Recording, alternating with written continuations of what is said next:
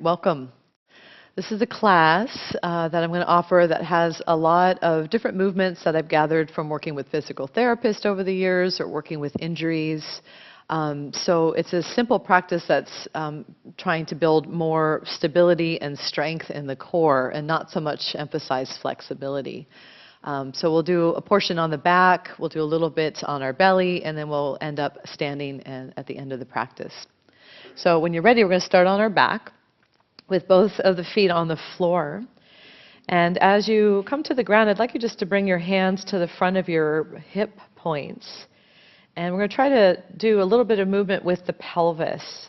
So the idea is just a very simple rocking forward with the bones of the pelvis. You'll notice your lower back comes away from the ground.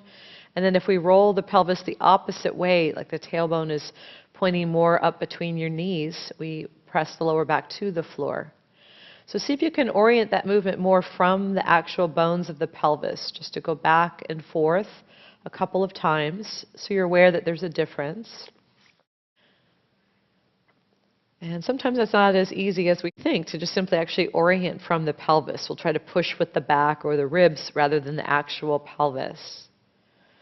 Okay, so now if we can find what would be neutral, where you're not pressing down in your back and you're not lifting up in your back, you're neutral. We'll begin to slide your right heel straight out in front of you and try to keep stable through the hips so that you don't have that popping sound in your hip, if that's something you typically do. And then you slide your heel back along the floor toward the sit bone. We stretch the leg out. We go slow. You're actually working a ton of muscles through your inner legs, through the pelvis, up to your lower abdomen. If you're going slowly without tipping the pelvis forward or without dropping the lower back. Okay, let's try your other leg.